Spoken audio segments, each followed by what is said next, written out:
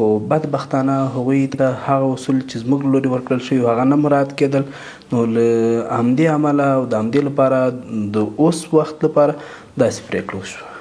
موږ د عدم اختلاط خبره کړې وه چې ښځینه او نارینه به ګډ نه وي. دویم د حجاب خبره وه چې حجاب باید چې مراعات شي. داسې اصول نه وو چې هغوی باندې موږ له ځانه څه خپلې شخصي غوښتنې تپلې. نو ولې مو نارینه له پارک نه منع کول؟ ښځې به مو ور پرېښودې؟ که چېرته نارینه داسې څه وکړي چې کوم اصول موږ ورکړو هغه مراعات نه کړي، نو په هغوی باندې به هم همداسې بندیز لګېږي. دلته ښځینهو ته چې کوم اصول ټاکل شوي هغوی نه مراعات کول. نو تاسې وایئ چې یوازې افغانې ښځې ستاسې د دین اصول نه مني؟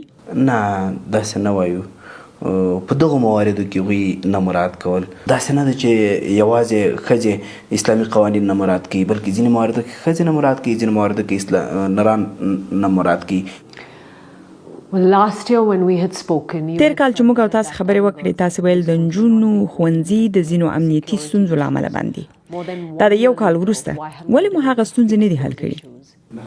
نه، هغه وخت هم ما امنیتي ستونزه نه ده یاده کړې، بلکې ما داسې ویلي وي چې ځینې مشکلات به وي.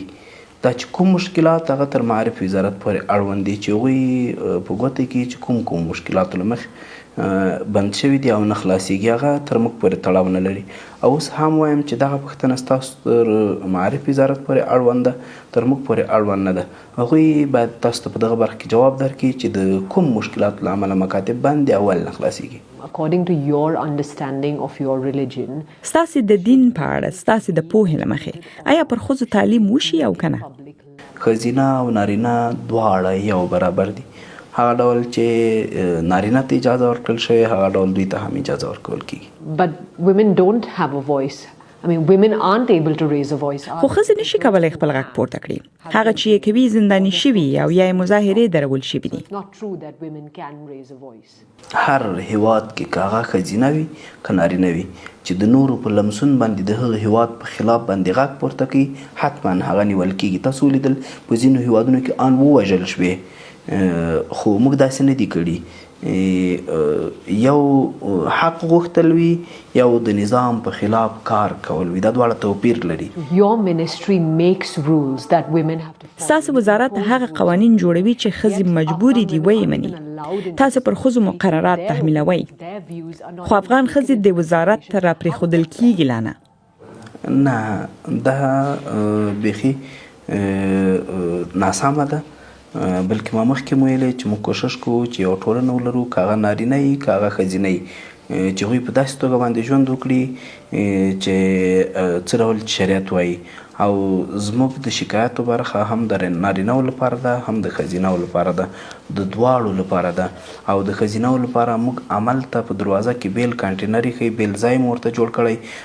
هغوی ته د درناوي په خاطر باندې زموږ رئیس ان هلته ورځي تر دې پورې چې دلته د نارینهو په منځ کې هغوی ښکاره نه شي، یا ځینې یوه خبره به وي چې هغوی به یې نشي کولی د نورو خلکو په وړاندې خپل شکایت په سمه توګه باندې نشي پیش کولی.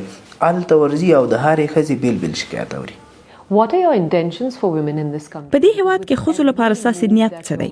ځکه ستاسو وزارت له هر ګام سره په دې هیواد کې پر ښځو محدودیتونه ډیر کړي دي. نه، کله هم داسې نه ده، بلکې ښځې ته چې اسلام کوم عزت ورکړی هغه په نورو ادیانو کې نه و. موږ په دې لاټه کې نه یو چې په ښځو باندې محدودیت او قیدونه ولګو، بلکې موږ په دې لاټه کې یو چې ښځو ته ټول هغه حقوق ورکړو چې شریعت ورکړي. In your neighboring country, you're seeing تاسو په گاوند کې که وګورئ د امر بالمعروف پر ضد مظاهرې روانې دي. تاسو دلته پر ښځو ځکه نور محدودیتونه لګوئ چې ویرېږئ هسې نه هماغسې یو څه دلته پېښ شي.